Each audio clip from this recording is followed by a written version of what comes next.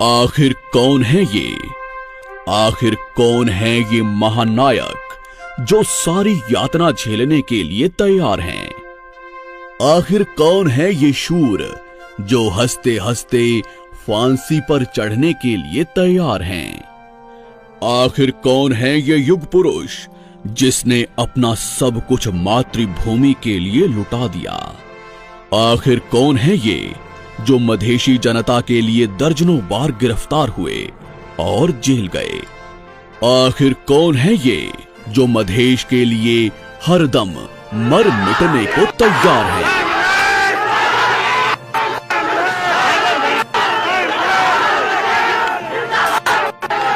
मधेश के महानायक doctor C K Raut.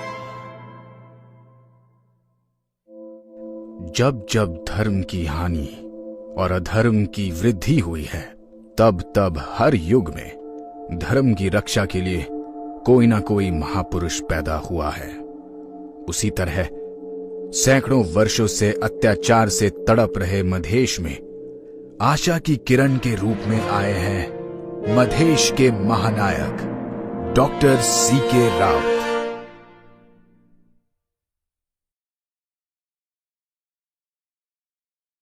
अपना जजाछि शिविया गंगाया सलान मास। कोशी बैरज से 10 किलोमीटर पश्चिम सप्तरी जिले में महादेवा गांव पड़ता है।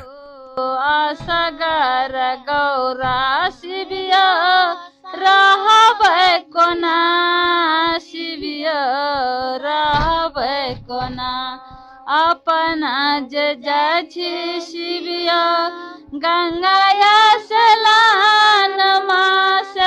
शिविया संग ही लगे न चालो, आसगर गौरा शिविया। उसी गांव में डॉक्टर सीके राउत अर्थात चंद्रकांत राउत का जन्म हुआ। गांव में ही वे पले बड़े। बर दिया बड़ी रे खुगानिया से, असगर गौरा शिविया जोर। गांव के ही प्राथमिक विद्यालय में उन्होंने पढ़ना शुरू किया।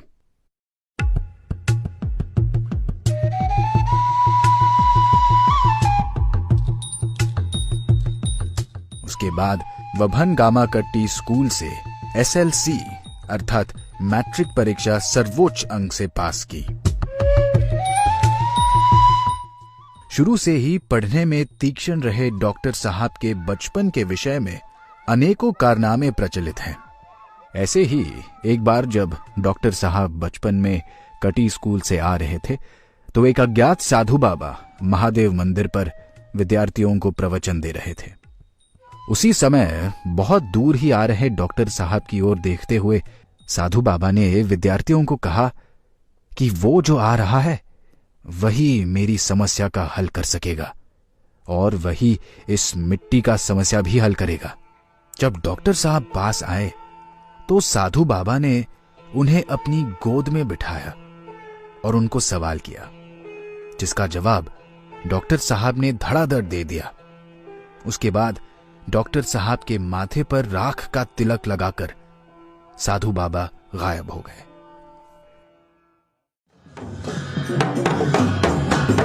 मैट्रिक पास करने के बाद डॉक्टर साहब काठमांडू आए। काठमांडू में त्रिभुवन विश्वविद्यालय के पुलचोक इंजीनियरिंग कॉलेज से इलेक्ट्रिकल इंजीनियरिंग में डिप्लोमा किया और तत्पश्चात उसी इंजीनियरिंग कॉलेज से इलेक्ट्रॉनिक्स इंजीनियरिंग में बैचलर उपाधि भी ली। गांव से आए तो क्या हुआ, गरीब पृष्ठभूमि के हुए तो क्या हुआ। वीर और तीक्ष्ण मधेशी होने का परिचय देते हुए डॉक्टर साहब पढ़ाई में अव्वल ही उतरते रहे और पूरे यूनिवर्सिटी में सबसे ज्यादा अंक लेकर इंजीनियरिंग उत्तीर्ण हुए। उन्हें अनेकों उपाधियां और मेडल प्राप्त हुए। उन्हें कुल रत्न गोल्ड मेडल, युवा इंजीनियर पुरस्कार, ट्रैफमैन कफ एकेडमिक अचीवमेंट अवार्ड जैसे सम्मान प्राप्त हुए। उन्हें राजा ज्ञानेंद्र द्वारा महेंद्र विद्याभूषण पदक भी दिया गया। इंजीनियरिंग करने के बाद डॉक्टर साहब लगभग 1 वर्ष एक कॉलेज में पढ़ाए और कंप्यूटर इंजीनियरिंग के हेड ऑफ डिपार्टमेंट पद भी संभाले। उसके बाद जापान सरकार की छात्रवृत्ति पाकर डॉक्टर साहब पढ़ने के लिए जापान के टोक्यो यूनिवर्सिटी गए।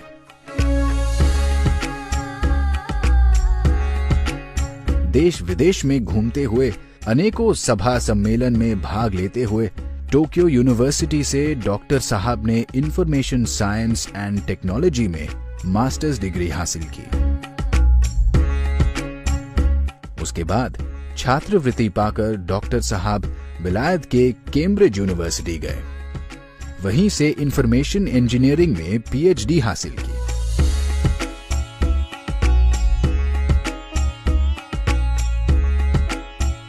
विलायत से पीएचडी पूरा करने के बाद डॉक्टर साहब अमेरिका में वैज्ञानिक के रूप में काम करने लगे।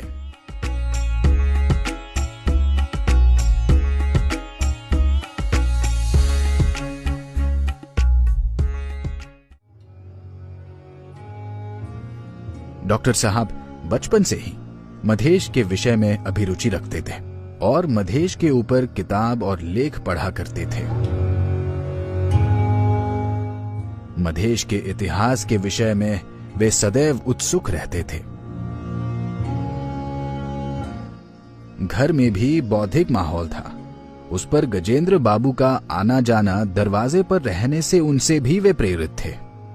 मधेश की भूमि पर नेपाली सेना और पुलिस का रहना डॉक्टर साहब को बचपन से ही चुभता था।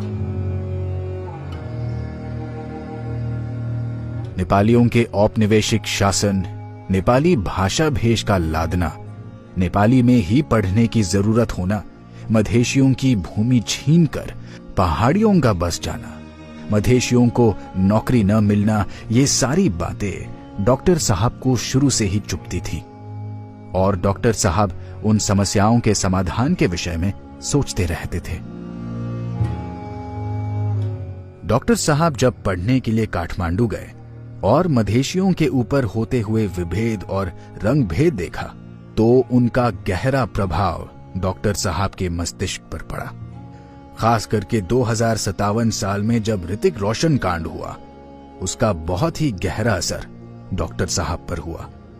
उसमें मधेशियों को काले रंग के आधार पर तलाश कर करके पीटा गया था। मधेशियों की दुकान और घरों में आग लगा दी गई। डॉक्टर साहब यह सोचने पर विवश हो गए कि अगर यह देश हमारा भी है तो हम पर इस तरह की रंग भेदी आक्रमण क्यों, हम पर यह विभेद क्यों, हम दास बनकर जीने पर मजबूर क्यों। और डॉक्टर साहब के मन में उसी दिन से स्वतंत्र मधेश यानी आजादी के लिए भावना जाग गई।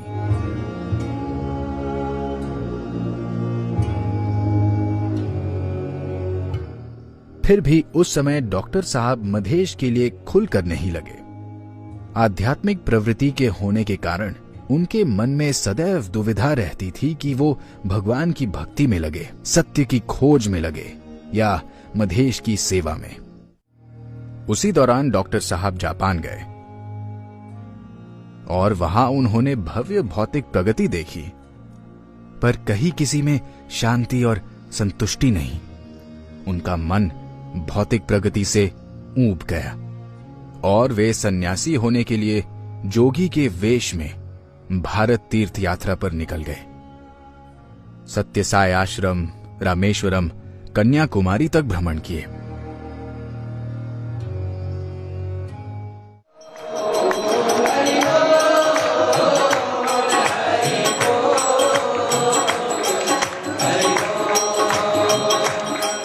मंदिर मंदिर, मस्जिद मस्जिद भटकते रहे, यात्रा करते रहे। उसी दौरान उन्हें बोध हुआ कि वे जितना भी भाग जाए पर मधेशी होने की पहचान से नहीं भाग सकते। मधेश की सेवा ही भगवान की सेवा है। हम उस जिम्मेवारी से भाग नहीं सकते। हमारा जन्म ही मधेश की सेवा के लिए हुआ है। और यह जानकर डॉक्टर साहब पुनः लौट गए।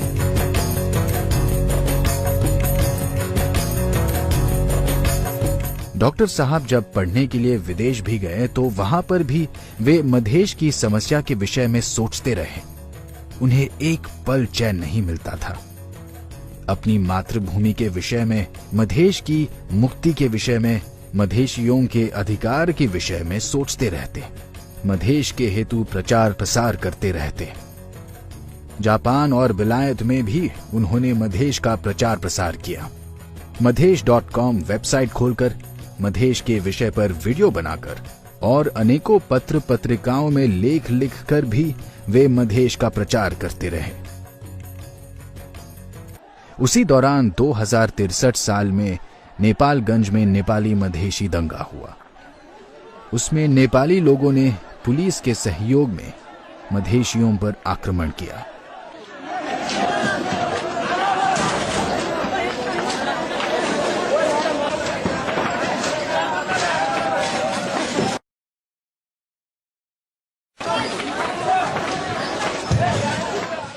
मधेशियों की दुकान और घरों में आग लगा दी।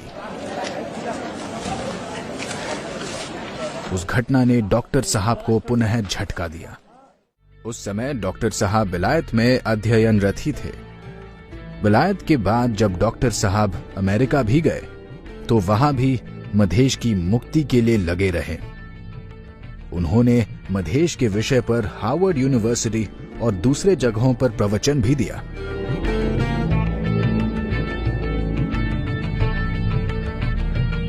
डॉक्टर साहब ने विदेश में रहते आए सभी मधेशियों को संगठित करने के लिए गैर आवासीय मधेशी संघ का भी गठन किया। मधेश के मुद्दों को उठाने के लिए न्यूयॉर्क में यूनाइटेड नेशंस की बैठकों में भी भाग लिया। इसी बीच में डॉक्टर साहब मधेश लौटे और मधेश की वर्तमान स्थिति जानने के लिए मेचिस से महाकाली यात्रा की।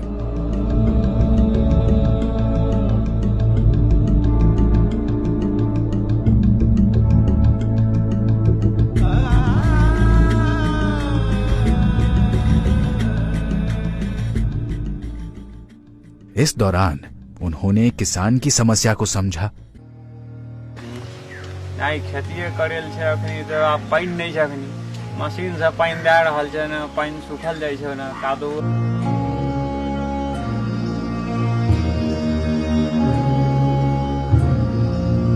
सब नेता एकदम जल्दी चढ़ेले या धोती में आ झाड़े या सोचे आज जनता मरे गया, कोनो चीज का सुनवाई नहीं कर रहा।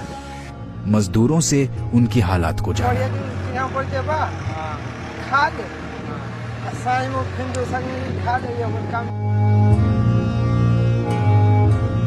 दलित और मुस्लिमों से बातचीत की।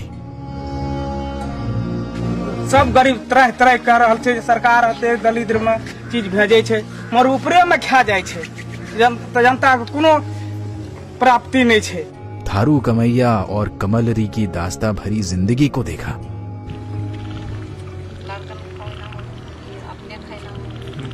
आदिवासी भूमिहीनों की स्थिति को जाना पहचाना। हम तो उठा रहे हैं ना, हमें कुछ ना मिल रहा है। जो तो ना उठा रहा मंजा से बैठे उठुक नंदी वैसी रहेगा, एक कट्ठा रहेगा तो हमारे घर बार सब हम चल गए। अब हम कहाँ जाएं? महिलाओं और बच्चों की हालात देखी और ये सब देखने के बाद डॉक्टर साहब का दिल तड़प उठा। उन्होंने सोचा, जब हमारे अपने लोग यहाँ भूखे नंगे मर रहे हैं तो इनकी समस्याओं को समाधान करने की बजाय मैं अमेरिका में क्या कर रहा हूं? मातृभूमि जब तड़प रही है तो मैं और इंतजार कैसे करूं? और डॉक्टर साहब ने अमेरिका में वैज्ञानिक की नौकरी तुरंत ही छोड़ने का फैसला किया।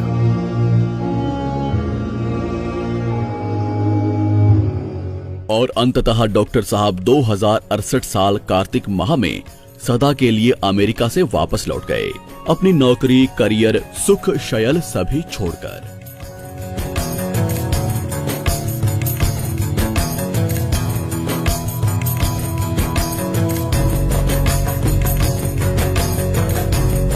उसके बाद डॉक्टर साहब मधेश में गांव-गांव घूमते रहे, लोगों से जुड़ते रहे और समस्याओं की पहचान करने में लगे रहे। गांव-गांव जाकर धूल मिट्टी खाते रहे, भूखे पेट और नंगे पांव भी चलते हुए जनता की सेवा करने में जुट गए। डॉक्टर साहब जगह जगह घूमकर अपने विचारों को फैलाने लगे। खेत खलिहानों में जाकर, गांव देहातों में भी जाकर लोगों को समझाते रहे। पहाड़ियों के अन्याय और अत्याचार से तड़प रहे मधेशियों में डॉक्टर साहब का विचार आग की तरह फैलने लगा।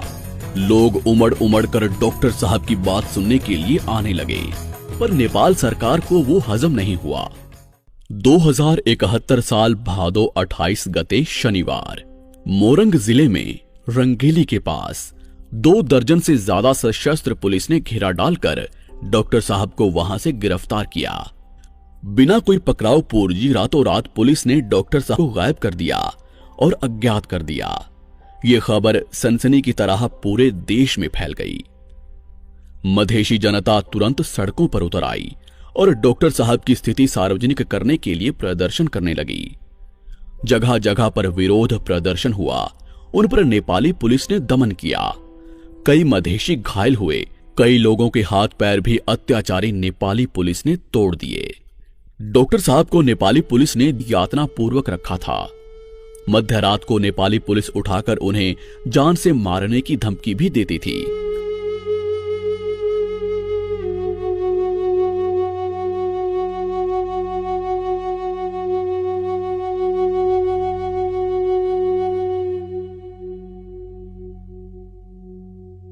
शारीरिक और मानसिक यातना दिए जाने और अभिव्यक्ति स्वतंत्रता हनन होने की बात का विरोध करते हुए डॉक्टर साहब पुलिस हिरासत में ही आमरण अनशन पर बैठ गए। आमरण अनशन की वजह से डॉक्टर साहब की तबीयत बिगड़ती गई और वे शारीरिक रूप से कमजोर होते गए। पुलिस रात को उन्हें उठाकर अस्पताल ले जाती और स्लाइन करा के फिर सलाखों के पीछे बंद कर देती। अंततः तबीयत इतनी बिगड़ गई कि उन्हें अस्पताल में भर्ती किया गया। टीचिंग हॉस्पिटल में मौत से जूझते हुए भी डॉक्टर साहब अपने उद्देश्य पर कायम रहे। अंततः अनशन के 11वें दिन नेपाल सरकार को झुकना ही पड़ा। अश्विन 15 गते नेपाल सरकार के साथ वार्ता हुई। नेपाल सरकार द्वारा अभिव्यक्ति स्वतंत्रता के लिए लिखित प्रतिबद्धता जाहिर की गई और डॉक्टर साहब को 48 घंटे के भीतर हिरासत मुक्त करने का वचन भी दिया गया। उसके बाद ही डॉक्टर साहब ने अनशन तोड़ा, पर नेपाल सरकार का इरादा कुछ और ही था। नेपाल सरकार ने मधेशी जनता को फिर से धोखा दिया। अपने समझौते से मुकरते हुए नेपाल सरकार ने डॉक्टर साहब के खिलाफ अश्विन 22 गते विशेष अदालत में राज्य विप्लव का मुद्दा दायर किया और जन्म कैद की मांग की। उधर कई दिन चले बयान और बहस के बाद आश्विन 28 गते विशेष अदालत द्वारा 50,000 रुपया जमानत खोली गई, पर डॉक्टर साहब ने वो धरोटी देने से इनकार कर दिया। डॉक्टर साहब ने मधेश के लिए जान देने की ठान ली थी। अपना सर काटकर देने को भी तैयार थे। अंततः धरोटी नहीं देने की वजह से डॉक्टर साहब को काठमांडू के दिल्ली बाजार जेल भेज दिया गया। वहां पर उनके साथ बड़ा दुर्व्यवहार किया गया। डॉक्टर साहब को रात को 10 बजे तक बारिश में बाहर भिजते रहना पड़ा। बाद में भंसा घर में नीचे सोने की जगह दी गई। दूसरों से बातचीत करने के कारण उन्हें सजा भी दी गई। उधर डॉक्टर साहब जेल में यातना भोग रहे थे तो बाहर मधेशी जनता भी उतनी ही चिंतित थी। मधेशी जनता ने डॉक्टर साहब को जेल से छुड़ाने के लिए जिले जिले में 1 रुपया संकलन अभियान चला दिया और छठी पर्व में डॉक्टर साहब के लिए प्रार्थना भी जगह जगह की गई। पर्व त्योहारों में अन्य देवी देवताओं के साथ डॉक्टर साहब की मूर्ति भी बनाकर जगह जगह अभियान चलाया गया। अंततः अगहन 8 गते मधेशी जनता की इच्छा और जनमत का कदर करते हुए डॉक्टर साहब जेल से बाहर निकले। रिहा होने के पश्चात डॉक्टर साहब जन संबोधन करने के लिए निकले। उस लक्ष्य के लिए हम पूरे जीवन भर लगते रहेंगे। जनता डॉक्टर साहब की दीवानी हो चुकी थी। डॉक्टर साहब जहां जाते 10,000 की संख्या में जनता उमड़ पड़ती थी, वो भी बिना किसी तैयारी के। ये नेपाल सरकार को बर्दाश्त नहीं हो रहा था।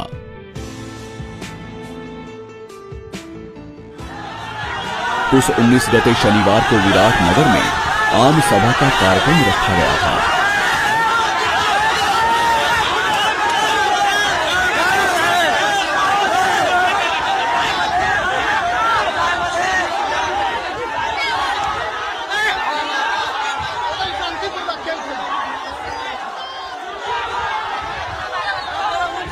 एकदम शांतिपूर्वक।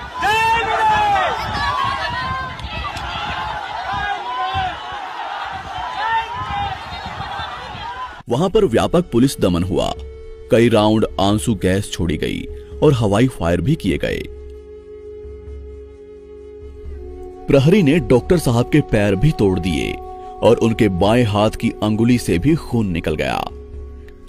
डॉक्टर साहब को सभा स्थल से ही पुलिस उठाकर ले गई।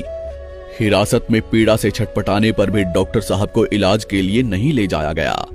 रात को 9:30 बजे मोरंग पुलिस ने डॉक्टर साहब को हिरासत से मुक्त कर दिया, पर उन पर विराट नगर वापस जाकर इलाज कराने पर रोक लगा दी। विवश होकर डॉक्टर साहब को इटहरी लाया गया और दर्द की सुई लगाई गई। उसके बाद धरान के अस्पताल में उन्हें भर्ती किया गया। डॉक्टर साहब के पैर टूटने की वजह से बैंडेज किया गया।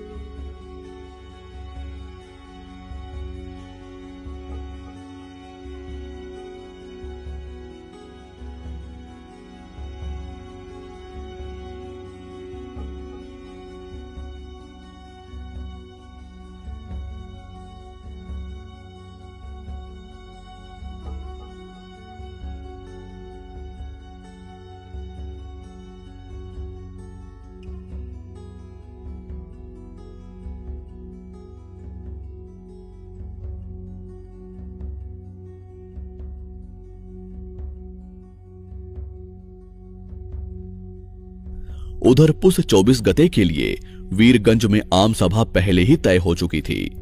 इसलिए पैर टूटने के बावजूद भी पुलिस को चकमा देते हुए डॉक्टर साहब वीरगंज सभा स्थल तक पहुंचने में कामयाब रहे। बैसाखी के बल पर सभा स्थल पर पहुंचकर उन्होंने जोर से दहाड़ लगाई।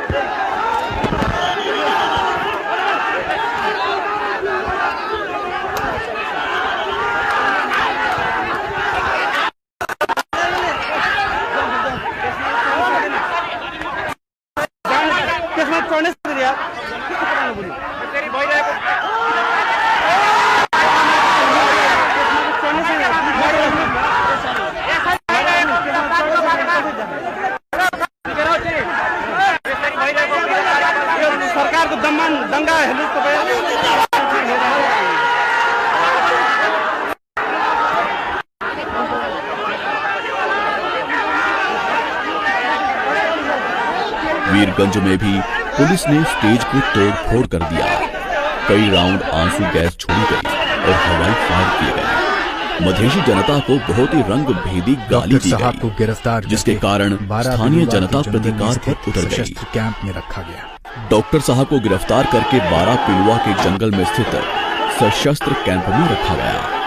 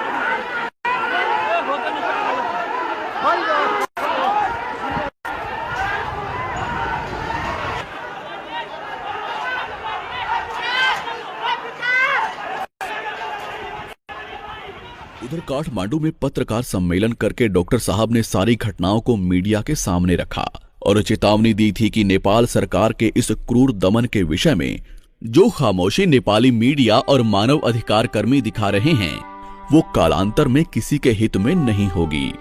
नेपाल सरकार द्वारा बारंबार हो रहे आक्रामक पुलिस दमन का जवाब डॉक्टर साहब ने अपने ही ढंग से दिया। पुलिस दमन के खिलाफ डॉक्टर साहब ने फूल आंदोलन छेड़ दिया। नजरबंद में रहने के बहुत दिनों के अंतराल के बाद चैत 21 गते शनिवार झापा जिले के राजगढ़ में डॉक्टर साहब की आम सभा की घोषणा की गई थी। उसके लिए नेपाल पुलिस एक दिन पहले से ही दर्जनों जगहों पर छापा मार के डॉक्टर साहब को गिरफ्तार करने के लिए तलाश करती रही। राजगढ़ आने वाले सारे मार्ग सील करके पुलिस द्वारा कड़ी जांच की जाने लगी, परंतु डॉक्टर साहब भी पुलिस को चकमा देते हुए सभा स्थल के पास में ही एक गांव में छुप गए थे। सभा के दिन डॉक्टर साहब एक मोटरसाइकिल पर साधारण हुलिये में सवार होकर सभा स्थल तक पहुंचने में सफल रहे, परंतु मोटरसाइकिल पर से उतरते ही उन पर सशस्त्र पुलिस की टोली ने लाठी बरसाना शुरू कर दिया। दर्जनों लाठियां उन पर बरसती रही। डॉक्टर साहब को सिर, गर्दन और बाह पर काफी चोट आई। डॉक्टर साहब को बचाने के क्रम में 18 लोग घायल हुए। पुलिस ने उस दिन 61 आदमियों को गिरफ्तार किया। डॉक्टर साहब को ज्यादा चोट लगने से पुलिस ने उन्हें मेची अंचल अस्पताल भद्रपुर में भर्ती करके इलाज करवाया। बाद में रात को करीब 1 बजे उनको रिहा किया गया।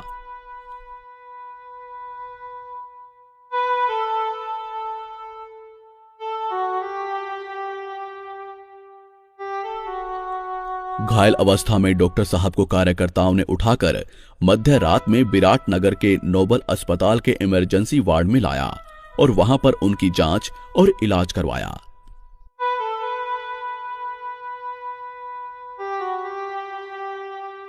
डॉक्टर साहब ने सदैव अग्र मोर्चा पर रहकर लीड किया, अग्र पंक्ति पर रहकर पुलिस के दमन का सामना किया। भले ही अपने पैर तुड़वा लिए, भले ही अपना सर फुड़वा लिया, भले ही सैकड़ों लाठियां खुद खा ली, खुद ही दर्जनों बार जेल गए, खुद ही सैकड़ों यातनाएं सही, परंतु कभी जनता को कुछ होने नहीं दिया। मधेश के लिए ही जेल जाने वाले वे मधेश के अकेले राजनेता हैं, मधेश के महानायक हैं, मधेशियों के मसीहा हैं। डॉक्टर साहब के बढ़ते मानव अधिकार हनन के प्रति कोई संघ संगठन आगे नहीं आए। मानवाधिकारी संघ संस्थाओं ने प्राय स्वराजियों के प्रति हो रहे अन्याय और दमन के प्रति मौनता ही दिखाई। मधेश की सेवा के लिए दिन रात संघर्ष में लगे रहने के कारण और बार बार पुलिस द्वारा गिरफ्तार होने और जेल जाने के कारण डॉक्टर साहब अपने बाल बच्चों से वर्ष दिन से अलग ही रहते आए थे।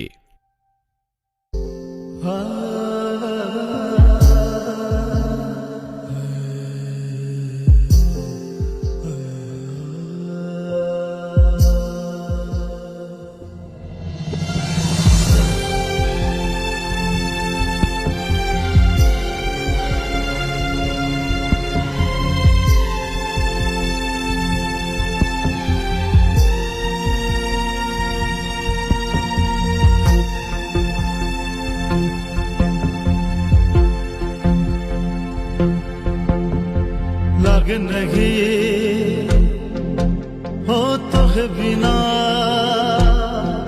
मनवा,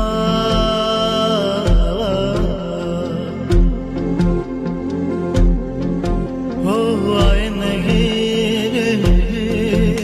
हो तो है बिना शहना,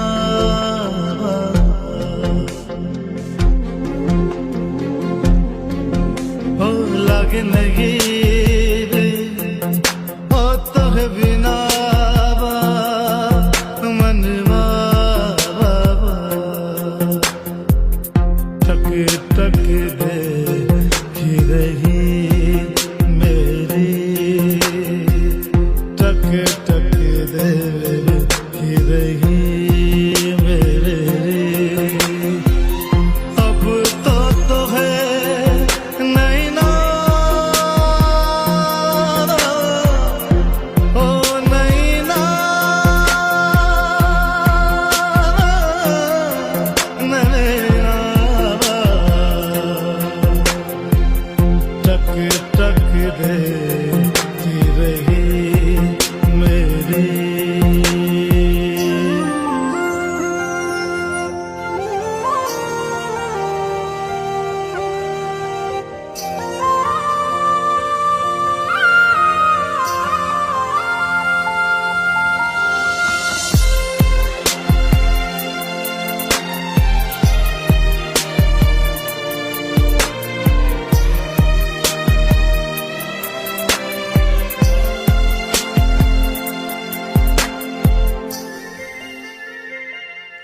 बन के साया तेरा पीछाना छोड़ मैं, ये जो नाता है रस्मों का, तेरा साथ ना छोड़ मैं,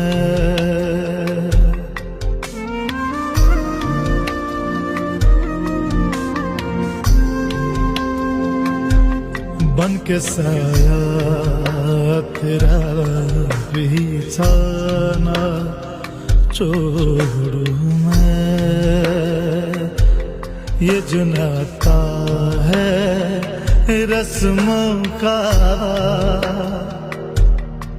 तेरा साथ ना छोड़ू मैं जिस्म हूँ बस तू मेरी जानी है, जान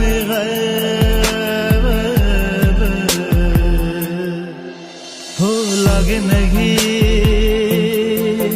हो तो है बिना मनवा। उधर बच्चों की देखभाल और खान पान अच्छा ना होने की वजह से डॉक्टर साहब का बेटा चर्म कुपोषण का शिकार हो गया। वो 5 वर्ष के होने पर भी स्कूल नहीं जा पाया था।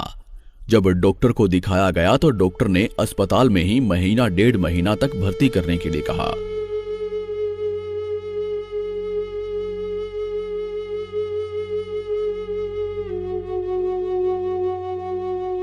बच्चों को अपने पास रखकर देखभाल करने में आसानी हो और मुद्दा लड़ने के लिए काठमांडू जाने में भी आसानी हो, इसलिए डॉक्टर साहब जनकपुर शिफ्ट हो गए। जनकपुर रहने के लिए करीब 6 महीने से डेरा तलाश कर रहे थे, परंतु लोग डॉक्टर साहब का नाम सुनकर ही घबरा जाते थे, डेरा नहीं देते थे। अंततः एक छोटा सा कमरा डेरा में लेकर डॉक्टर साहब बाल बच्चों सहित जनकपुर में रहने लगे। डॉक्टर साहब का नाम सुनकर उनके बेटे को जनकपुर में कोई भी स्कूल भर्ती नहीं करना चाहता था।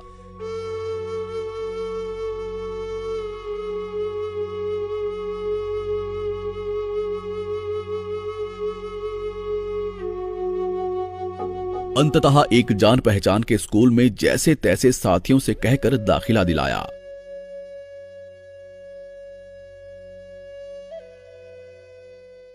इसी बीच में फागुन 23 गते नेपाली सेना के प्रधान सेनापति राजेंद्र क्षत्री ने डॉक्टर साहब के खिलाफ नेपाली सेना परिचालित करने की चेतावनी दी। देश नै टुक्र्याउने खालका तथा राष्ट्रिय एकता र भौगोलिक अखण्डतालाई खतरा पुर्याउने प्रवृत्तिका सुरक्षा चुनौतीहरू सिर्जना भएमा नेपाल सरकारको निर्देशन अनुसार विधिसम्मत तरिकाले नेपाली सेना स्वत परिचालन हुने पनि प्रश्न पार्नु भयो। उधर चैत 17 गते एबीसी टेलीविजन ने पत्रकार सुशील पांडे के साथ डॉक्टर साहब की अंतर्वार्ता को प्रत्यक्ष प्रसारण किया।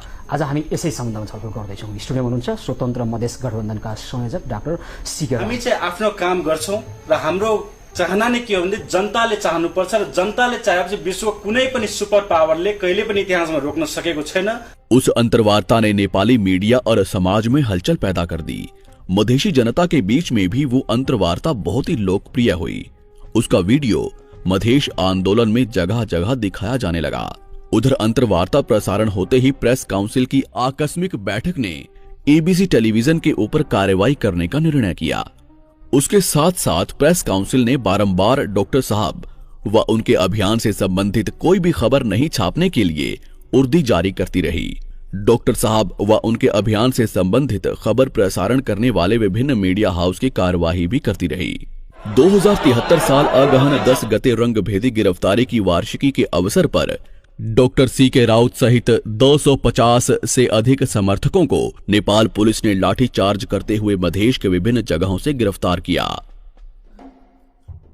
2073 साल अगहन 21 गते मंगलवार के दिन जनकपुर में विवाह पंचमी के मेला पश्चात नगर में फैली गंदगी की सफाई करने के कार्यक्रम से धनुषा प्रहरी ने गिरफ्तार करके 17 कार्यकर्ताओं के ऊपर सार्वजनिक अपराध का मुद्दा दायर कर दिया। उधर घर को पुलिस द्वारा बार बार घेरने की वजह से डेरावाल ने डॉक्टर साहब को घर से निकाल दिया।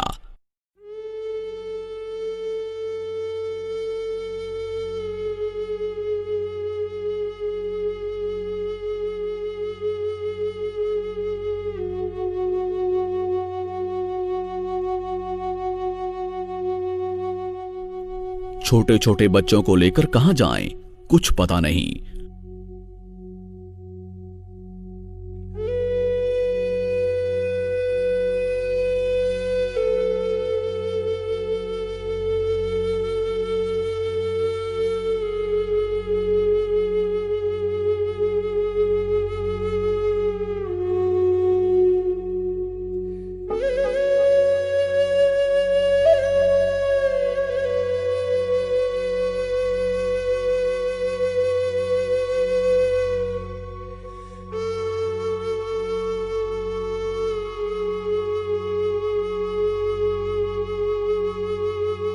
फिर भी अंत में जनकपुर के मछली बाजार में एक गुफा जैसा अंधेरा पड़ा हुआ कमरा मिला। अपने बच्चों को लेकर डॉक्टर साहब वहीं रहने लगे।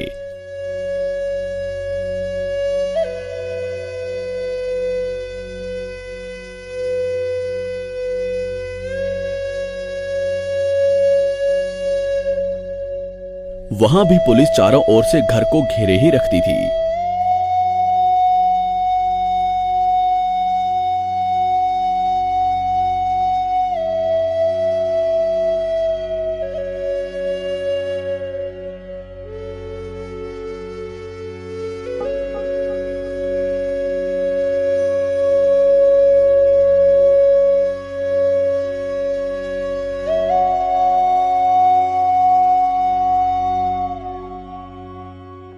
इस तरह से नेपाल सरकार ने गठबंधन को कोई भी गतिविधि करने के ऊपर में ही रोक लगा दी थी।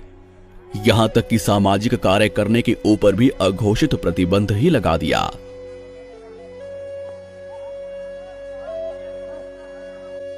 फिर भी 2073 साल माघ 5 गते बलिदानी दिवस के अवसर पर सिरहा जिले के लाहान में डॉक्टर साहब का जन संबोधन का कार्यक्रम रखा गया। कार्यक्रम को रोकने के लिए नेपाल पुलिस द्वारा हरेक कोशिश की गई। Doctor C.K. राउत के जनकपुर स्थित निवास को घेर कर रखा गया। रास्ते में भी जगह जगह पर लोगों को रोकने के लिए पुलिस तैनात की गई। कई जगहों से आने वाली बसों और ट्रैक्टरों को पुलिस ने रास्ते में ही रोक दिया। फिर भी लाखों की संख्या में मधेशी जनता उतर गई। डॉक्टर साहब भी पुलिस की नजरों से बचकर कार्यक्रम स्थल तक पहुंचने में सफल रहे। लाहान के शहीद पार्क में मधेशी शहीदों को माल्यार्पण करने के बाद डॉक्टर साहब ने सभा को संबोधन किया। याद करते हुए कि हमने आखिर क्या पाया 10 वर्ष के बाद, हमारे शहीदों का सपना का क्या हुआ, क्या हमारे शहीदों ने इसीलिए बलिदानी दी थी? तथापि उन्होंने मधेश को 6 टुकड़ा में बांटने के लिए बलिदानी नहीं दी थी।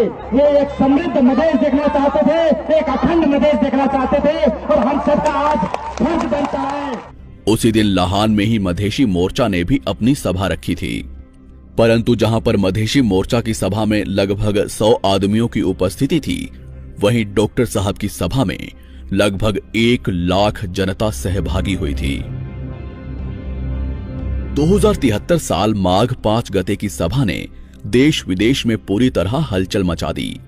इस विषय को लेकर नेपाल की संसद में भी बारंबार आवाज उठी।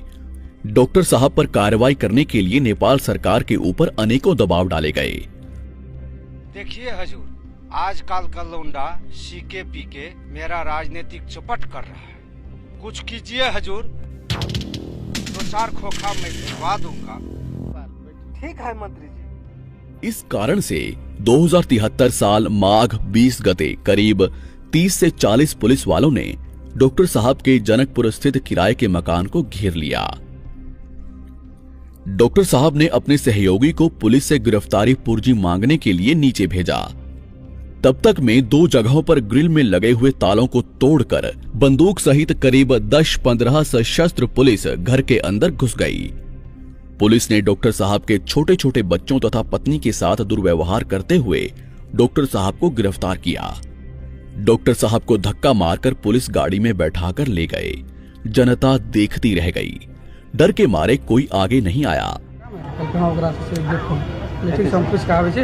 चाबी नहीं संभाला, हम चाबी लगा चाबी आने ला तब से तला तोड़ का भीतर सरासर से 5-7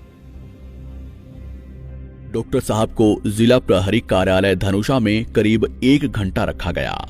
उस दौरान में डॉक्टर साहब के घर की तलाशी ली गई। तलाशी के दौरान डॉक्टर साहब की पत्नी और बच्चों के साथ पुलिस ने दुर्व्यवहार किया।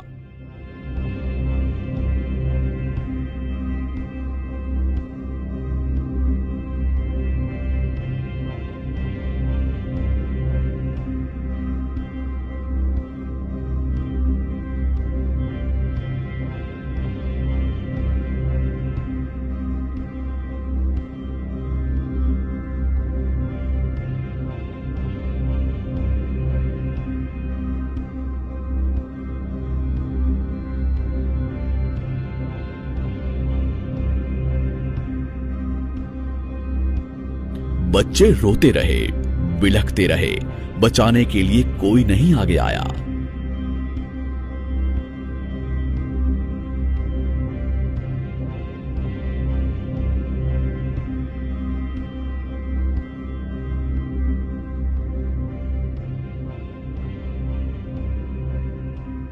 डॉक्टर साहब को रात लगभग 10 बजे तक ढलकेबर इलाका प्रहरी कार्यालय में रखा गया। उसके बाद सिरहा जिले के लाहान इलाका प्रहरी कार्यालय में लाकर हवालात में बंद कर दिया गया।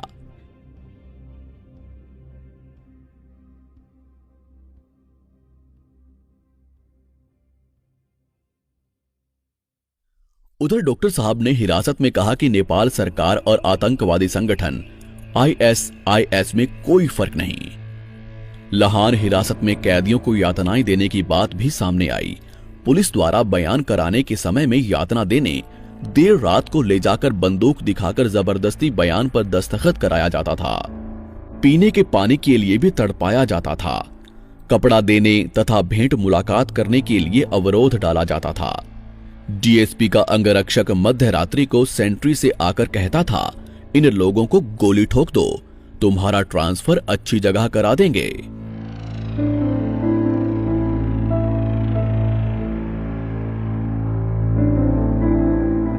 फागुन 1 गते डॉक्टर साहब को सिरहा जिला अदालत में लाने के लिए चलो सिरहा भरू सिरहा का कार्यक्रम रखा गया था।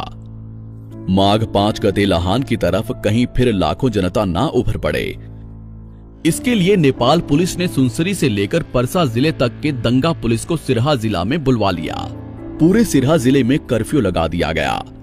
गांव-गांव से आने वाली जनता को स्थानीय पुलिस चौकी ने गांव के भीतर ही रोक दिया। सिरहा बाजार में गाड़ियों और मोटरसाइकिलों का प्रवेश भी निषेध कर दिया। फिर भी हजारों की संख्या में समर्थक हेम नारायण चौक और जिला अदालत के सामने जमा हुए और डॉक्टर सीके राउत को रिहा करो जैसे नारे लगाकर पूरे बाजार को गुंजायमान कर दिया। पुलिस ने समर्थकों को बंदूक दिखाते हुए गोली चलाने की धमकी दी तो कई समर्थक अपना ऊपरी कपड़ा उतारकर छाती दिखाकर प्रदर्शन करने लगे। नेपाली पुलिस को नंगी छाती पर गोली मारने के लिए चुनौती देने लगे। उसी क्रम में पुलिस कई बार लाठीचार्ज करके जनता को बिखेर देती थी। फिर भी जनता पुनः इकट्ठी होकर नारेबाजी करने लगती थी। लाठीचार्ज से दर्जनों समर्थक घायल हुए। घटना की तस्वीर खींच रहे पत्रकारों के मोबाइल और कैमरे भी पुलिस ने फोड़ दिए।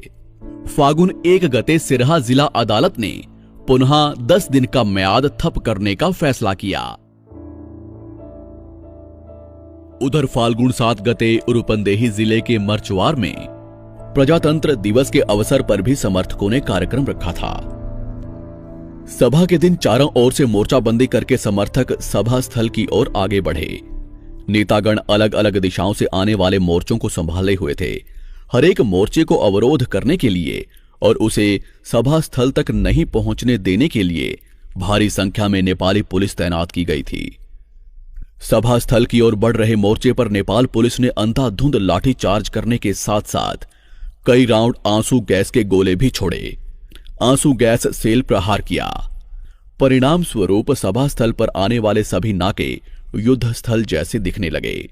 मरचवार घटना के बाद फागुन 10 गते नेपाल के प्रधान सेनापति राजेंद्र क्षत्री ने डॉक्टर सीके राउत के अभियान को रोकने के लिए देश भर के पृथनापतियों को तैयार रहने का निर्देश दिया। प्रधान सेनापति राजेंद्र छेत्रीले विखण्डनकारी तथा राष्ट्रिय अस्थिरता पैदा गर्ने तत्त्वलाई सेनाले नछाड्ने बताएका छन्।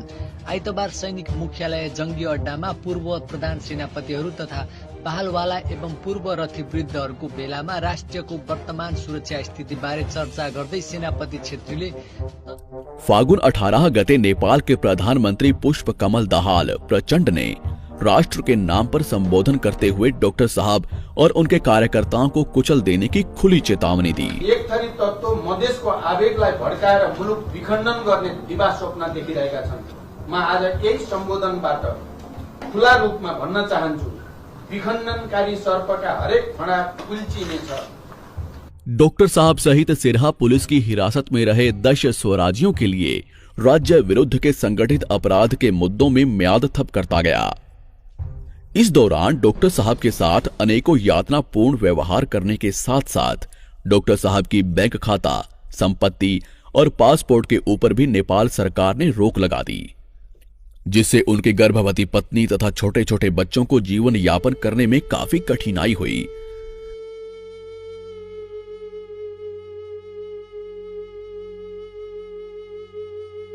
(2073) साल चैत्र 31 गते रिहा करने का आदेश दिया, परंतु डॉक्टर साहब को अदालत के गेट पर ही पुनः गिरफ्तार किया गया। गिरफ्तार होते होते डॉक्टर साहब ने उपस्थित जन समुदाय से शांतिपूर्ण मार्ग पर अडिग रहने के लिए आह्वान किया। डॉक्टर साहब के स्वागत के लिए फूल मालाओं सहित उपस्थित हुई जनता ने डॉक्टर साहब के ऊपर फूल बरसा दिए। डॉक्टर साहब को पुलिस रातों रात रूपंदेही जिले में ले गई।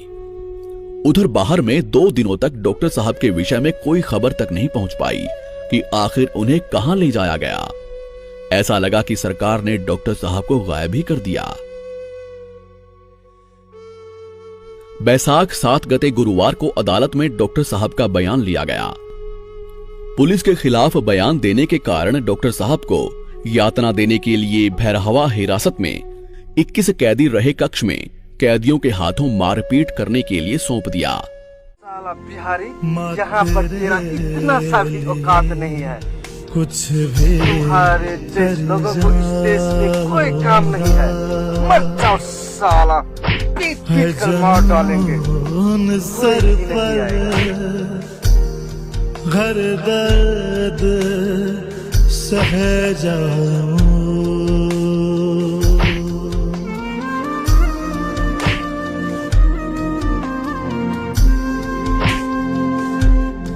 वो फिरंगे तो जितना कर जुल्म, हिम्मत ना तू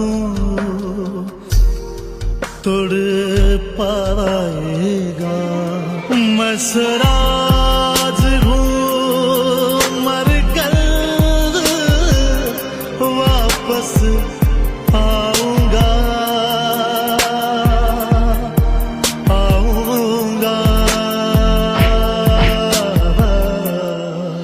हो लग नहीं हो तो बिना मनवारा, हो टक टक दे ही रही मेरी,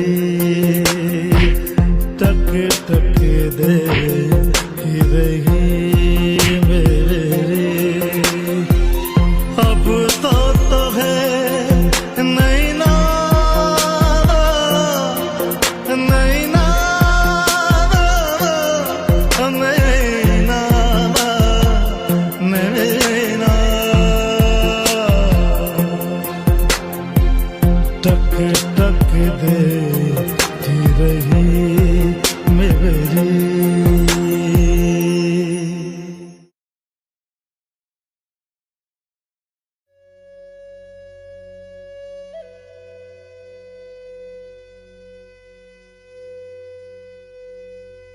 डॉक्टर साहब के घर में सभी चिंतित थे। घर में बहुत परेशानी थी। डॉक्टर साहब के माता पिता बहुत बीमार थे। बच्चे भी जनकपुर में अकेले थे। बच्चे भी निराश हो गए कि डॉक्टर साहब एक जगह से छूटते हैं तो पुलिस दूसरी जगह से फिर पकड़ लेती है। अब 10 वर्ष 20 वर्ष कितना जेल होगा पता नहीं। डॉक्टर साहब घर में रहते तो घर में बैठे प्रोग्रामिंग करके गुजारा चलाते थे। पुलिस के पकड़ने पर वो भी रुक गया था। इसलिए डॉक्टर साहब को भी बच्चों की चिंता सताती थी कि बच्चे क्या खा रहे होंगे, कैसे रहते होंगे, कहीं भूखे तो नहीं होंगे। पुलिस और सरकार के डर के मारे डॉक्टर साहब के परिवार व बच्चों को कोई देखने तक नहीं आता था। मदद करने की बात तो दूर है। डॉक्टर साहब की पत्नी बीमार थी। ऐसी हालत में भी कहीं से कोई मदद नहीं मिली। वो मदद के लिए दर दर भटकती रही। ऐसी ही चिंता के बीच डॉक्टर साहब ने पुलिस हिरासत से ही अपनी पत्नी के नाम एक पत्र में कविता लिखी थी। पर्खा छोरा आँखा नचिम्ला, म 2 मुट्ठी चामल लिएर आउँदैछु। पेट बेसरी थिचेर भए नि बस, सँगै खान थोरै अन्न लिएर आउँदैछु। प्यारी खाली भाँडो भए नि चुल्होमा बसेर राख, खाली पानी भए नि डाडुले चलाइराख। सायद एकोहोरो स्वरले भोको नानी निदौला कि के थाहा नियतिको म फेरि फर्किन होला कि।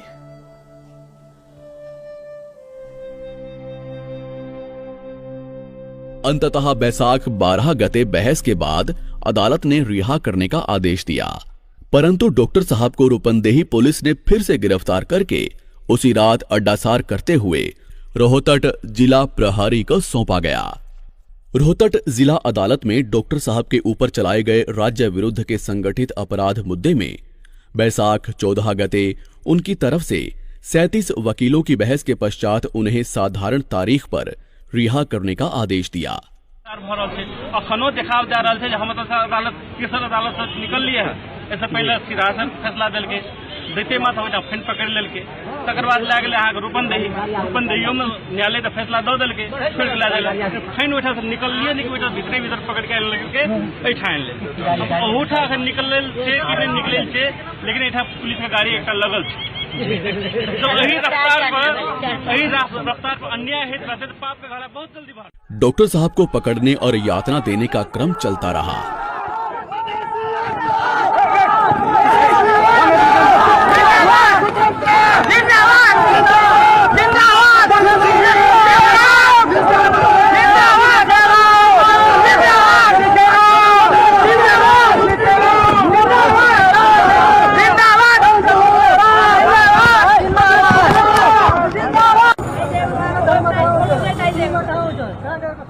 इधर बाहर में काम करने के लिए, जमानत देने व पर्चा छपवाने के लिए कोई पैसा नहीं था।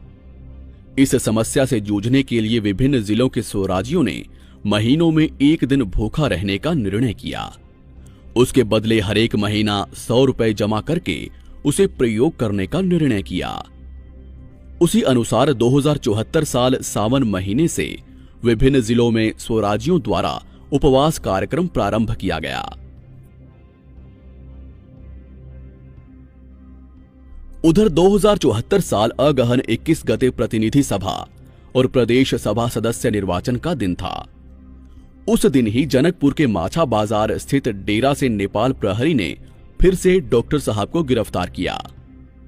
डॉक्टर साहब के डेरा के ग्रिल में लगे तारों को तोड़कर करीब 1 दर्जन पुलिस वाले बिना किसी पकड़ाव व खान तलाशी पुर्जी के कुत्ते सहित घर में जबरदस्ती घुस गए। घर में खाना खा रहे छोटे छोटे बच्चों को आतंकित किया। घर की तलाशी लेने के साथ साथ डॉक्टर साहब को गिरफ्तार किया। अब कहिया तक थाना में रखल जेते, कहिया तक हिरासत में रखल जेते, एहि विषय में कोनो जानकारी नहीं देल गेल छै। देख रहल छी अपने से एक्सक्लूसिव दृश्य डॉक्टर सीके राउत के मात्र अपन टेलीविजन से। और बच्चा के साथ दुर्व्यवहार करते हुए मुझे गिरफ्तार किया है।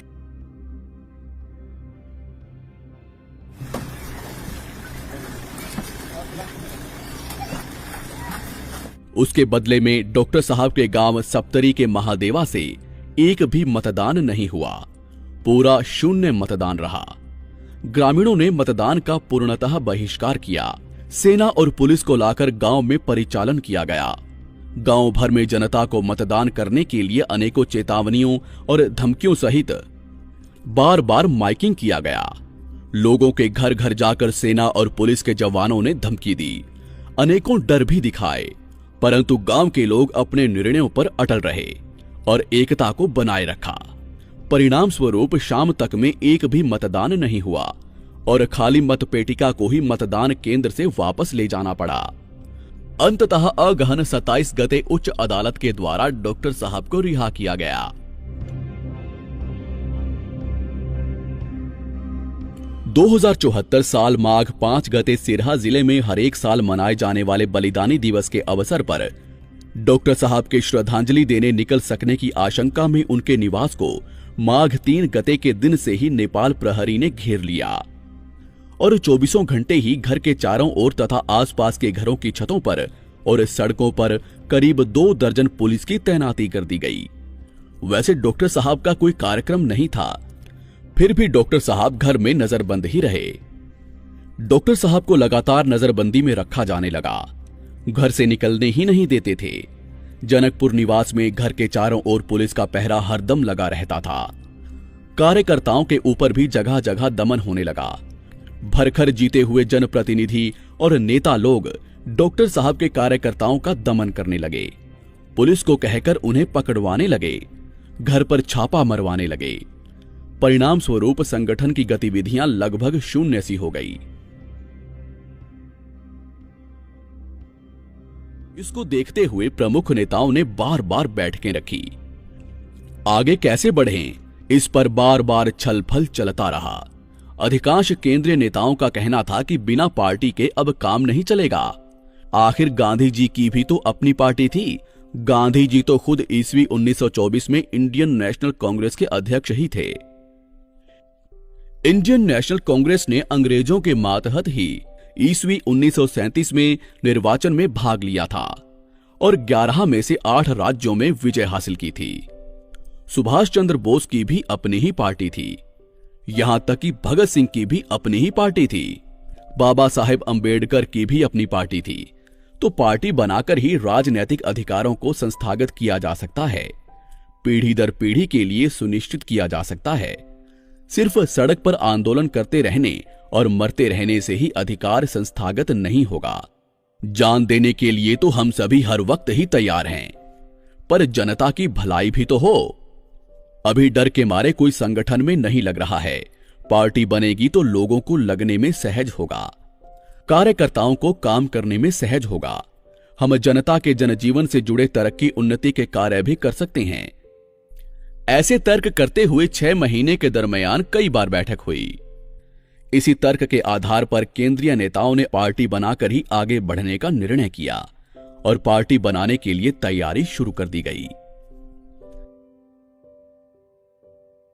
इसी बीच में नेपाल सरकार ने विभिन्न राजनीतिक समूहों से वार्ता करने वाली वार्ता समिति भी बनाई। उनसे वार्ता करने का भी निर्णय किया गया। उधर इसी बीच में उप प्रधानमंत्री श्री उपेंद्र यादव जब भादो 7 गते बर्दिया गए थे तो जिला समन्वय समिति के हल में उनके कार्यक्रम सुनने के लिए राम मनोहर यादव सहित कुछ स्वराजी भी गए थे। परंतु उपेंद्र यादव ने भाषण शुरू करने से पहले ही पुलिस को इशारा करके राम मनोहर यादव सहित 4 स्वराजियों को पकड़वा दिया। उनको पुलिस हिरासत में कड़ी से कड़ी यातना दी गई और राम मनोहर यादव की पुलिस हिरासत में ही बेरहमी से हत्या कर दी गई।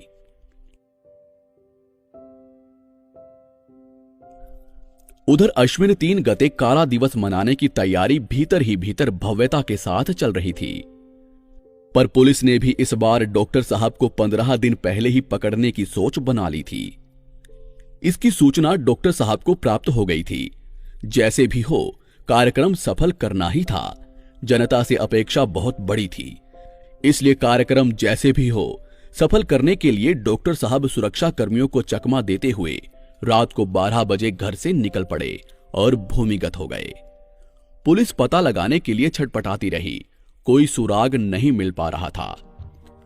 सुराग लेने के लिए पुलिस ने कई कार्यकर्ताओं को पकड़ा भी, घर घर जाकर कई कार्यकर्ताओं को डराया धमकाया भी, पर कहीं से कुछ भी पता नहीं चला। आखिर आश्विन 3 गते आ ही गया। पुलिस ने जनकपुर धाम को चारों ओर से सील कर दिया था। गाड़ियों का आवागमन भी बंद था। उधर दूसरी पार्टियों के नेता हमारे समर्थकों को गांव-गांव और रास्तों में ही रोकने लगे, पुलिस को बुलवाकर पकड़वाने लगे। करीब 600 से ज्यादा स्वराजियों को जनकपुर धाम में ही गिरफ्तार किया गया। दोपहर तक में पूरे मधेश में मायूसी छा गई। मधेशी जनता निराश होने लगी। विदेशों में भी प्रतीक्षा कर रही मधेशी जनता काफी दुखी हो गई। फिर भी स्वराजी हिम्मत नहीं हारे। डॉक्टर साहब स्वयं अपनी गोप्य जगह से ही उन्हें निर्देशन दे रहे थे। करीब 400 स्वराजी अकस्मात जनकपुर धाम से थोड़े दूर में जमा हुए और पूरी स्पीड में मोटरसाइकिल को चलाते हुए रैली प्रदेश सभा की ओर बढ़ी। अकस्मात जमा हुए और तेजी से बढ़ते हुए रैली को पुलिस रोक नहीं पाई। रैली ने प्रदेश सभा को घेरते हुए गेट और भवन पर झंडा लहराया। फिर वहां से निर्देश अनुसार जनकपुर धाम बाजार की ओर रैली बढ़ी। जैसे ही रैली रामानंद चौक पर पहुंची, डॉक्टर साहब भी मोटरसाइकिल पर सवार होकर भीड़ में पहुंच गए। शहीदों को माल्यार्पण किए। भाषण देने के लिए कोई स्टेज नहीं था, इसलिए गाड़ी के हुड पर ही चढ़ गए। तब तक में हजारों की संख्या में जनता ने डॉक्टर साहब को घेर लिया था। सैकड़ों बंदूकधारी पुलिस देखते ही रह गई। डॉक्टर साहब ने भी अपनी बाहें फैलाकर सीना दिखाते हुए पुलिस को चुनौती दी कि जितना गोली चलाना है चलाओ मेरे सीनों पर, तुम्हारी गोली से हम नहीं डरते, हम तो अपना अधिकार लेकर रहेंगे। इस घटना के 18 दिन बाद अश्विन 21 गते डॉक्टर साहब तारीख लेने के लिए घर से सिरहा और रोहतहट के लिए रवाना हुए। डॉक्टर साहब के साथ उनकी 4 वर्षीय बेटी भी थी। वहां तारीख लेने के बाद डॉक्टर साहब रोहतहट जिले के लिए रवाना हुए। वहां रोहतहट जिला अदालत के आगे भी डॉक्टर साहब को देखने के लिए हजारों की संख्या में जनता मौजूद थी। कई अपने हाथों में फूल मालाएं लिए हुए थे। तारीख लेने के बाद डॉक्टर साहब जनता को प्रणाम करने के लिए अदालत के गेट पर पहुंचे। वहीं उन्हें कान में एक इंस्पेक्टर ने कहा कि आपको सीडीओ और एसपी साहब ने बुलाया है। तो डॉक्टर साहब अपनी गाड़ी में बैठकर ही उनके पीछे गए। एसपी कार्यालय पहुंचने के बाद उन्हें बताया गया कि आपको गिरफ्तार कर लिया गया है।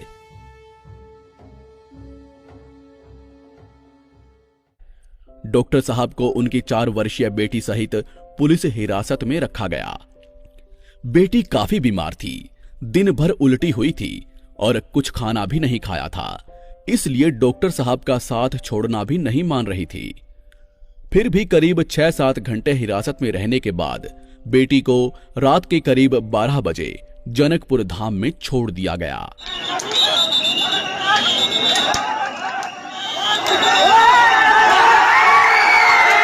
उधर डॉक्टर साहब को हिरासत कक्ष में लाया गया। वहां पर बैठने तक की जगह नहीं थी। 13-14 समर्थकों को भी पकड़कर हिरासत में रखा गया था। सभी इधर उधर सो रहे थे। डॉक्टर साहब भी एक कोने में जैसे तैसे जगह बनाकर बैठे, फिर वहीं कोट पैंट में ही सो गए। 90 दिनों तक डॉक्टर साहब को हिरासत में अनेकों यातनाएं दी गई। बाहर में सभी दसवीं, दीपावली और छठ मना रहे थे, परंतु डॉक्टर साहब हिरासत में कठोर यातनाएं काट रहे थे।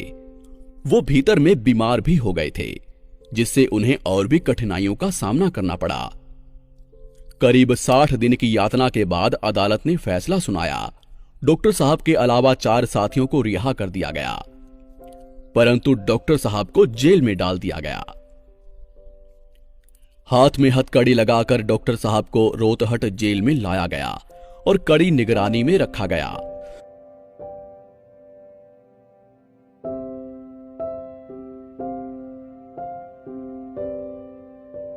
कुछ महीने पहले ही डॉक्टर साहब का पथरी डायग्नोस किया गया था।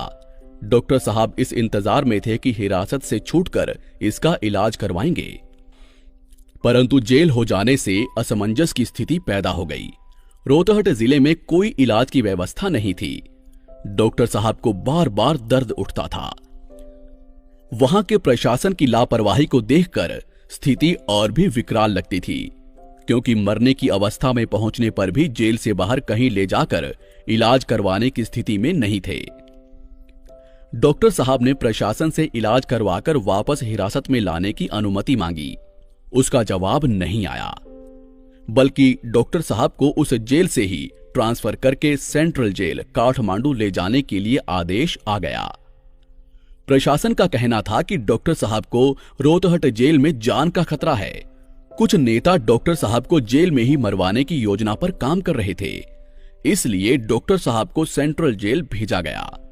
जाड़े के महीने में घने कुहासे के बीच सुबह 4 बजे ही डॉक्टर साहब को हाथ में हथकड़ी लगाकर गाड़ी में डालकर काठमांडू ले जाया गया। हाथ में हथकड़ी होने से डॉक्टर साहब सर्दी में अपनी नाक तक नहीं पहुंच पाते थे। केंद्रीय कारागार काठमांडू में डॉक्टर साहब को करीब 300 आदमियों के साथ एक ही हॉल में रखा गया। सोने की बड़ी मुश्किल से 1.5-2 फीट की जगह ही मिलती थी। सेंट्रल जेल में हाथ में हथकड़ी लगाकर बाहर परिक्रमा कराई जाती। जेल में डॉक्टर साहब को बहुत बुरी यातनाओं से गुजरना पड़ता। उनका स्वास्थ्य वैसे भी ठीक नहीं था। उल्टा जाड़े में बीमार पड़ने की वजह से उन्हें जेल के ही अस्पताल में भर्ती कराया गया। अस्पताल में डॉक्टर से जांच कराते समय भी पुलिस हथकड़ी नहीं खुलती थी। जेल में डॉक्टर साहब से किसी को मिलने तक नहीं दिया जाता था। डॉक्टर साहब के पीछे सदैव पुलिस का पहरा लगा रहता था। क्या बात करते हैं, पुलिस रिकॉर्ड करती थी। उधर डॉक्टर साहब के भाई साहब ने सर्वोच्च अदालत में पुनरावेदन याचिका दायर की। उसी पर कई दिनों से बहस चल रही थी। देश के एक से एक धुरंधर वकीलों ने बहस की। अंततः 2075 फागुन 23 गते डॉक्टर साहब सर्वोच्च अदालत के आदेश पर रिहा हुए। स्वतन्त्र मधेस गठबन्धनका संयोजक सीके राउतलाई थुनामुक्त गर्न आदेश दिए। 2075 फागुन 24 गते पूर्व घोषणा के अनुसार राष्ट्रीय सभागृह में भव्य कार्यक्रम का आयोजन किया गया। उसमें नेपाल के प्रधानमंत्री, गृह मंत्री, सभामुख, सांसद सभी की उपस्थिति थी। उसमें नेपाल सरकार और स्वतंत्र मधेश गठबंधन के बीच में 11 सूत्रीय समझौता किया गया। डॉक्टर साहब ने सभा को संबोधित करते हुए वहीं से घोषणा की थी। के थियो भन्दाखेरि अब की बार एक ही मांग जनमत संग्रहका होएला र राज्य पक्षले जनतामा निहित रहेको त्यो सम्प्रभुतालाई स्वीकार गर्दै, नेपाली जनतामा रहेको त्यो सार्वभौम सत्तालाई स्वीकार गर्दै, पोइन्ट नम्बर 2 मा उहाँहरूले स्वीकार गर्दै हामीलाई राजनीतिक स्पेस दिनुभएको छ कि हैन, अब जे चाहिन्छ त्यो जनमतबाटै जनताले लिए हुन्छ। यहाँ जनता नै सर्वोपरि हो, जनता भन्दा ठुलो कोही पनि छैन। त्यही भएर यो राज्यको पनि जित हो, यो जनताको पनि जित हो। यसलाई कसैले अन्यथा अर्थ लाउने प्रयास नगरौँ, हामी सावधान रहौं, यो सबैको जीत भएको।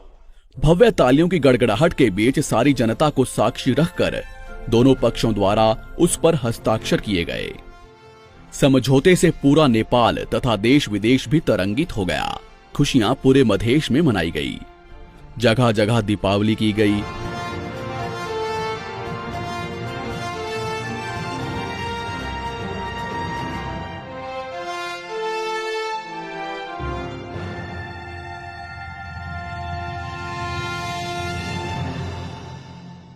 सत्ताधारी पक्ष और शासक वर्ग के नेताओं और पार्टियों को स्वतंत्र मधेश गठबंधन की मांग पूरा होने, उसके आगे नेपाल सरकार के घुटने टेकने आदि बातों को लेकर काफी नाराज हुए। ये तो दो देशों के बीच समझौते जैसा है कहकर उन्होंने काफी बवंडर भी मचाया। नेपाली कांग्रेसका सभापति शेरबहादुर देउवाले सरकार र सिके राउत समूह बीच भएको सम्झौतालाई राष्ट्रघाती भन्नुभएको छ। यो सहमतिमा जसरी दुईटा देशको बीचमा भए जस्ता शब्दहरू त्यहाँ प्रयोग भयो र हामीले अस्वीकार गरेको र अस्वीकार गर्नुपर्ने स्वतन्त्र मधेस भन्ने शब्द प्रयोग गरियो। पृथकतावादी नीति लिएर हिँडेको मान्छे यो ढङ्गले प्रस्तुत गरियो। मानौ नेपालको गौतम बुद्ध पछिका पृथ्वीनारायण शाह पछिका सबभन्दा तेस्रो हिरो नेपालका हुने जस्तो गरी जुन ढङ्गले प्रस्तुत गरियो। जनअभिमत र जनमत संग्रहको कुरा नै उठेका छन्। यो त्यति धेरै विवाद गरिराख्नु पर्ने कुरा चाहिँ होइन। जनमत संग्रहको बारेमा पनि संविधानले किटेरै भनेको छ, संसदको 2/3 बहुमतले निर्णय गर्नुपर्ने हुन्छ। सरकार र सिके राउतको बीचमा सम्झौता भइसकेपछि बढी बहस र प्रतिक्रिया जनमत संग्रहमा केन्द्रित भएको छ। का बारेमा सरकारले स्पष्ट पार्नु पर्दछ। समझौते के बाद डॉक्टर साहब जनकपुर धाम लौटे। वहां पर उनका एयरपोर्ट से ही भव्य स्वागत हुआ। हजारों की रैली ने पूरे नगर की परिक्रमा की। विजय के नारों के साथ पूरा शहर गूंज गया।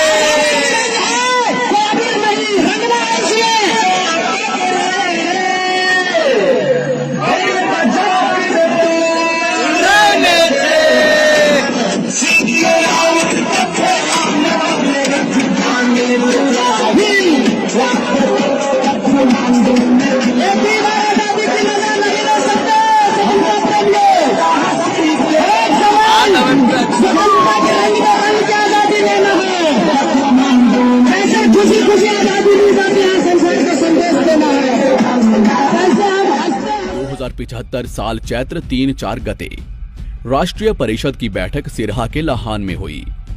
उसमें वृहद छलफल पश्चात जनता के जन अभिमत की कद्र करते हुए जनमत पार्टी की घोषणा की गई। जनमत पार्टी की घोषणा के साथ ही जनता में उत्साह छा गया।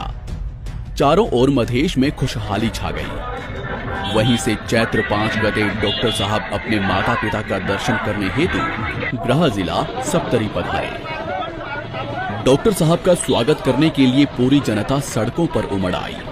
दूर दूर से लोग दौड़ते हुए डॉक्टर साहब का अभिनंदन करने के लिए आते रहे।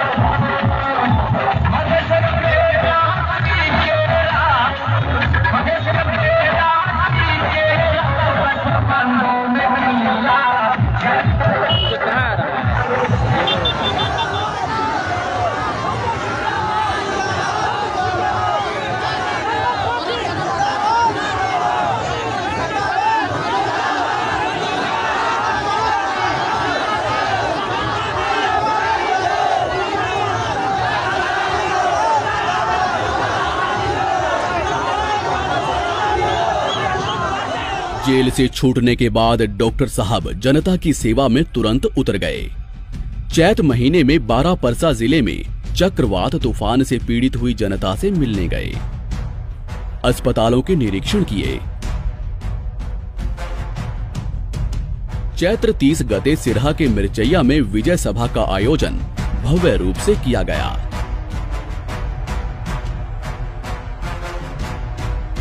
चुनौती देकर कहता हूं कि आज भी अगर मधे से नाम पर कोई गोली चलती है तो किसी नेता के पास इतना हिम्मत नहीं कि वो गोली को अपनी छाती से लगाए। उस वक्त में सीके राउत की छाती वो गोली लेने के लिए तैयार रहेगी और हम अपने जान को कुर्बान करने के लिए भी कभी एक कदम भी पीछे हटने वाले नहीं है। आप विश्वास रहिए। जय मधे, जय स्वराज, जय जनमत पार्टी। बैसाख 8 गते शहीद राम मनोहर यादव के गांव बांके जिले के कपासी में सभा की गई। क्या गर्मी, क्या ठंड, क्या धूप, क्या छांव, क्या सूखा, क्या बारिश, डॉक्टर साहब जनता के बीच में हर पल बने रहे। जनता के सुख दुख में हर एक पल साथ खड़े रहे।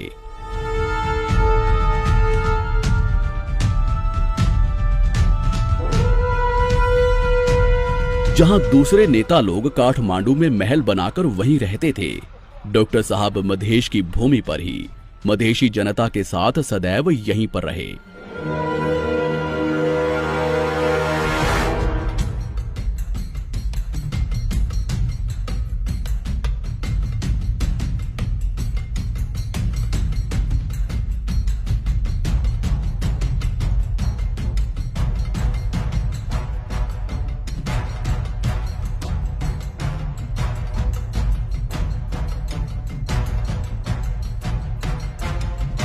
इसके साथ डॉक्टर साहब जनता के बीच में खुल्लम खुल्ला जाने लगे। जो सपने अधूरे रह गए थे सभी एक एक करके पूरे करने लगे। जो सभा काठमांडू में नहीं हो पाई थी उसे भी 2076 अगहन 7 गते आयोजन करके दिखा दिया।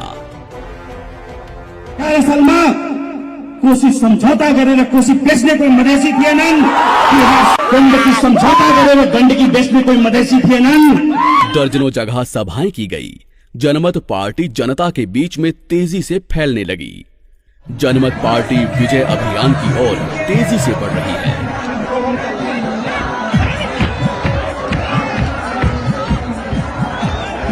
डॉक्टर साहब अपने सर पर कफन बांधकर जनता को अधिकार दिलाने निकल पड़े हैं। मधेशी जनता को डॉक्टर साहब पर पूर्ण भरोसा है। जनता को पूरा यकीन है कि जनता राज जरूर आएगा, अधिकार जरूर मिलेगा, न्याय जरूर मिलेगा, अच्छे दिन जरूर आएंगे। जय मधेश, जय स्वराज, जय जनता।